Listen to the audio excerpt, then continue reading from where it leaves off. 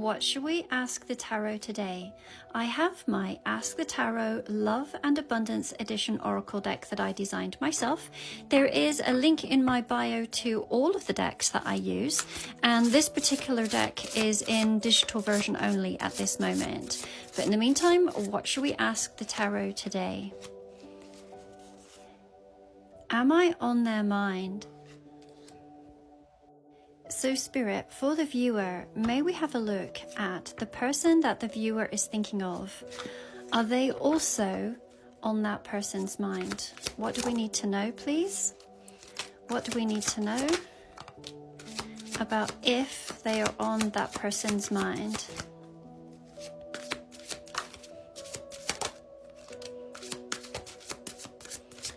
Okay, let's have a look. Bottom of the deck, we have got the Hierophant, the Ace of Stars, the Tower, the Nine of Cups, and the Magician. There are a number of cards that have been pulled that tell me that you are heavily on this person's mind. Let's start here with the Magician. Can you see how the Magician's hands are placed? There is one that is pointing up and there is one that is pointing down.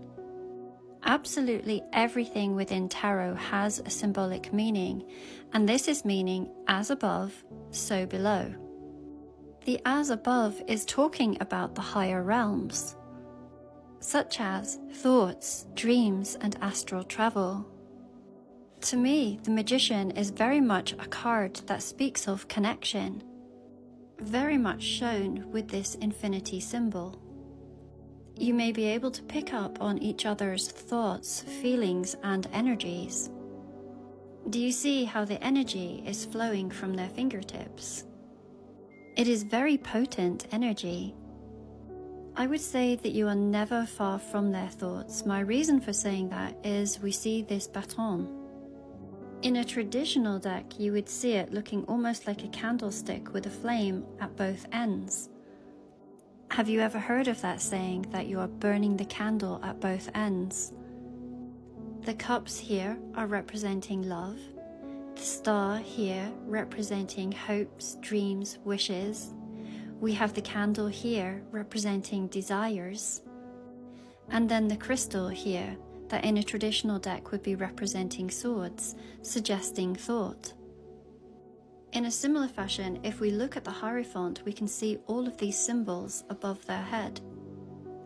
It has this very beautiful and peaceful energy.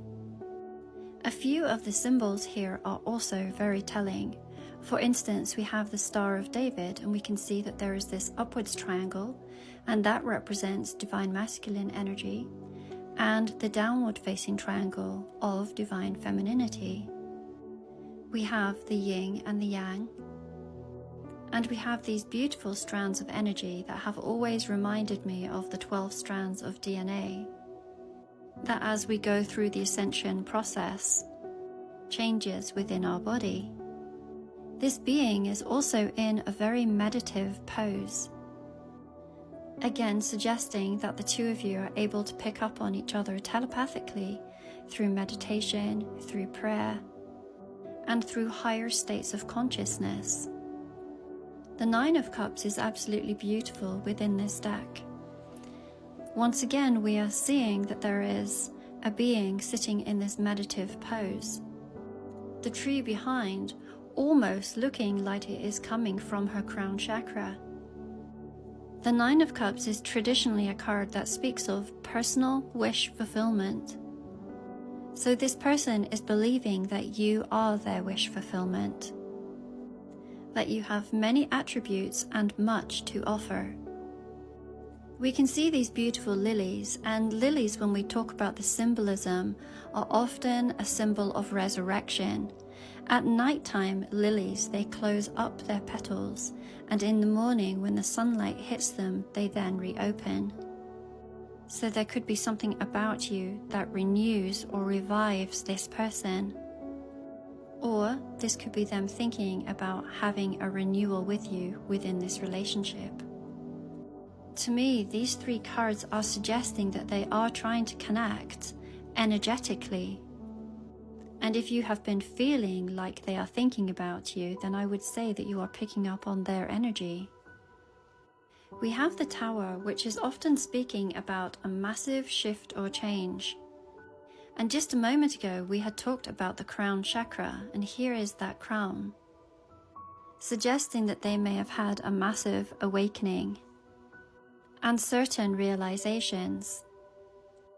Personally, for me, one of the meanings of this card often talks about a relocation, and this could be on their mind heavily. And then we do have this Ace of Stars, which is a manifestation that has come through, a dream or a wish that has come into fulfillment. This again looks like the Christ star, the star that we would associate with Yule or with Christmas. So there certainly could be some massive shifts and changes, or even thoughts on relocation between now and the end of December. There could be some news or some action that is going to be taken on this. They certainly think of you in a very positive light. You are their hopes, their wishes, and their dreams. Let's have a look at what might be some of the outcomes. Again, this is one of my decks that I've designed and no longer available in physical form, but you can get the digital version. The link is in my bio. But let's have a look. What might be some of the outcomes here? We have got bottom of the deck, alchemy, transformation, and beauty. There are certainly two cards that speak of change. They would certainly go hand in hand with this Tower card, whose main meaning is that of sudden change. I feel like this change is going to be quite graceful here with the Beauty card. And there may be some sort of surprise that you are presented with here with this Transformation card. The reason that I say surprise is because of this toad. You have heard of the story of the princess and the frog, and how initially the princess is so reluctant to kiss the frog. And yet when she does, there is this magic and the frog turns into a prince.